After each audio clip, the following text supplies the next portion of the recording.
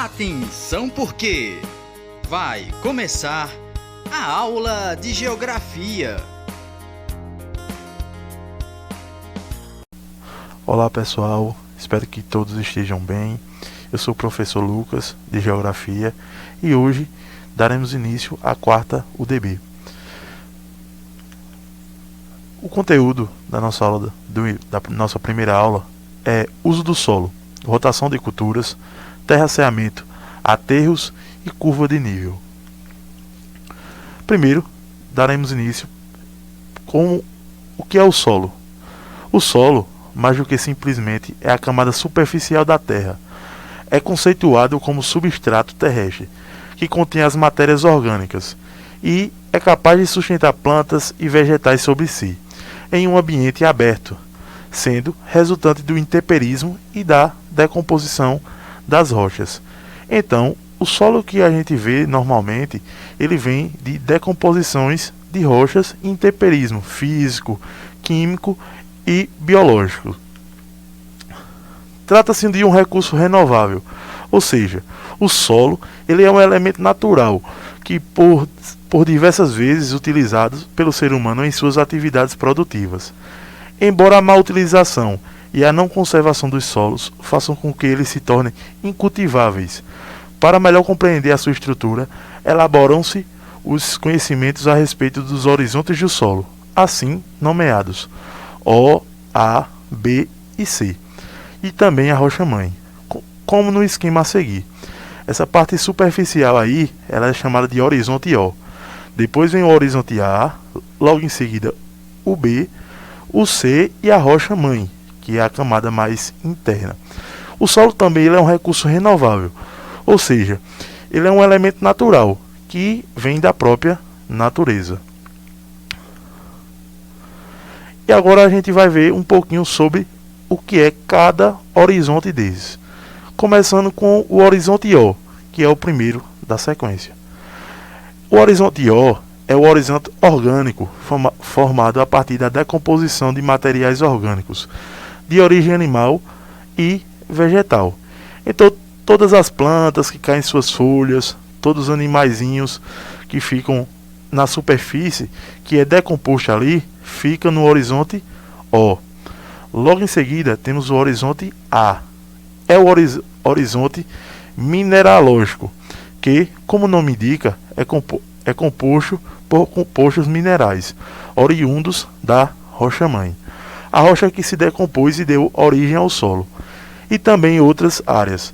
Geralmente essa camada apresenta uma boa quantidade de material orgânico decomposto, que faz com que também se chame de solo umífero. Então, no horizonte A, são resquícios, são fragmentos da rocha-mãe, que se quebraram e deram origem a esse horizonte A. E também é uma área onde apresenta uma grande quantidade de material orgânico. O material onde é bom para as plantas, onde ficam os recursos minerais. Temos também o horizonte B. É o horizonte de composição essencialmente mineral. Ele é formado pela acumulação de argila e também de óxido e hidróxido, de ferro e alumínio. Neste horizonte B, que é a terceira camada, ela é a camada formada essencialmente de minerais, como o ferro e como o alumínio. O horizonte C é a zona de transição entre o solo e a sua rocha formadora, sendo também chamada de saprólito. É também por alguns sedimentos maiores e menos decompostos, representando o processo de decomposição da rocha. Então o horizonte C é uma zona de transição entre a rocha-mãe e a rocha formadora, que já são os fragmentos maiores da rocha-mãe, que se quebraram. Tipos de solos. Existem vários tipos de solos que possuem próprias características, como a cor, a densidade, o formato, a consistência, textura e até a sua formação. E os principais tipos de solo existentes são o solo argiloso, o solo arenoso, o solo humoso e o solo calcário. E nessas imagens a gente vê em sequência o que são cada um deles. O solo argiloso tem como característica ser impermeável à água, com uma fina resistência. O solo argiloso possui como um dos principais o solo a terra roxa. A prática da agricultura é melhor desenvolvida nesse tipo de solo, com maior destaque para o plantio de café. O massapê também é um tipo de solo que possui uma cor escura e é bastante fértil. Normalmente ela é encontrada no Nordeste. O solo argiloso ele é impermeável à água, na maioria das vezes. E ele é bom para a agricultura. E o massapê, que também é uma descendência do solo argiloso, também ele é bom e bastante fértil, e ele é mais encontrado no Nordeste. O solo arenoso é um solo que possui uma textura leve, uma consistência granulosa. Ele é composto por areia e argila, porém a argila está presente em menor quantidade, o que mais faz a água escoar com mais facilidade por meio dos poros. Então, o solo arenoso ele é mais fácil da água ser absorvida. Ele tem uma consistência granulosa e tem uma facilidade para escoar água por conta dos seus poros. O solo humoso. Há uma enorme concentração de material orgânico, decomposição, que nesse caso seria o humus, nesse tipo de solo, sendo bastante fértil, ou seja, é ideal para as práticas agrícolas, pois é rico em vitaminas e essenciais para o desenvolvimento das plantas. Se a gente levar em consideração o solo humoso, ele vai ficar entre o horizonte O e o horizonte A. Ele é ideal para as práticas agrícolas, porque ele é rico em vitaminas e são essenciais para o desenvolvimento das plantas. Também existe o solo calcário. O solo calcário ele tem uma característica, a sua formação por meio de pedaços de rochas. Isso faz com que o solo seja seco e com tendência de esquentar com maior facilidade quando recebe luz solar. Não é o solo ideal para a agricultura, está presente principalmente em regiões de deserto. O solo calcário é um solo mais seco, mais pedregoso e tem uma facilidade de esquentar. E não é bom para uma agricultura. E ele é normalmente em regiões desérticas.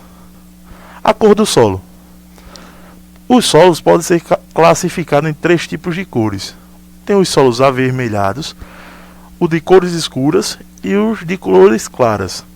Os solos avermelhados e amarelos, eles podem indicar muito óxido de ferro no solo.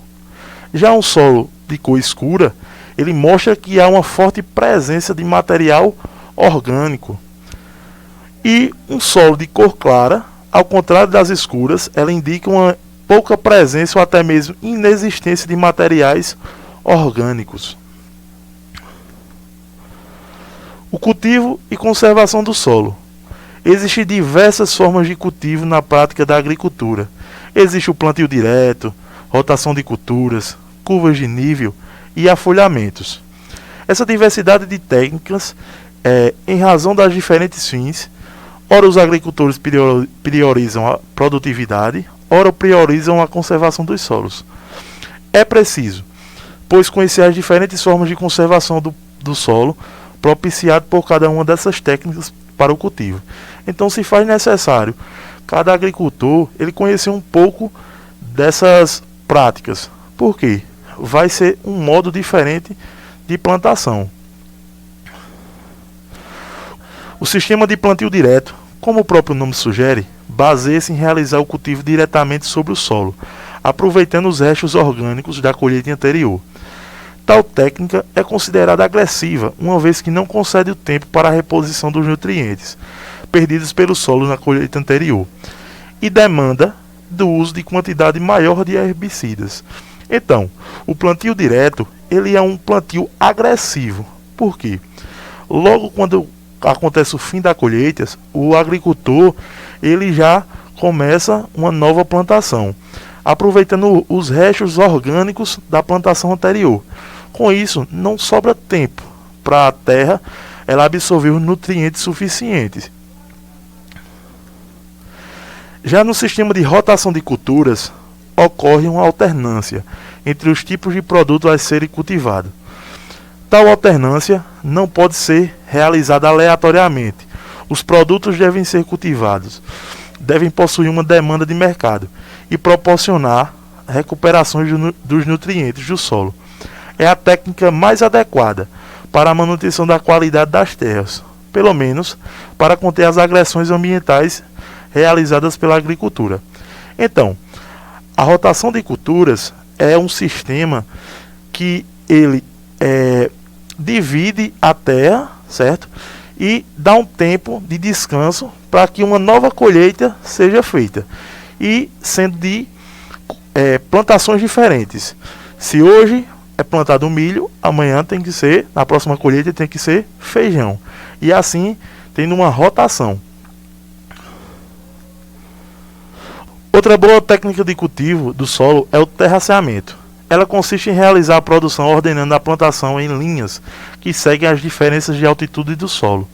Essa técnica ela é mais adequada para terrenos com declividades, morros, por exemplo, e ajuda a conter o processo de erosão do solo. Além disso, contribui para a contenção da água, pois dessa forma ela corre mais devagar e tem uma maior chance de infiltrar na terra.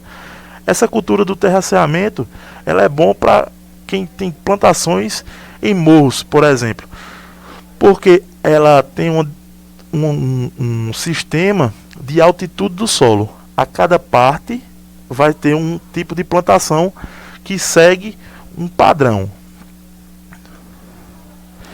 E temos também o afolhamento, que é o método do plantio que divide o terreno agricultável em duas partes cultivadas e uma de descanso. Essa última parte permanece sem plantio para a recuperação de seus nutrientes durante cerca de 2 anos. Depois acontece um revezamento entre áreas. O afolhamento ele é o seguinte: ele pega a terra e divide em 3. Duas áreas são plantadas, são de agricultura, e uma permanece em descanso. Assim que passar o tempo de 2 anos em descanso, pode plantar nela, enquanto a outra parte vai ter que ficar em descanso. E nisso vai girando esse ciclo, para que a terra tenha o seu descanso e absorva os nutrientes suficientes. Então é isso, pessoal. Muito obrigado pela participação de todos e até a próxima, se Deus quiser.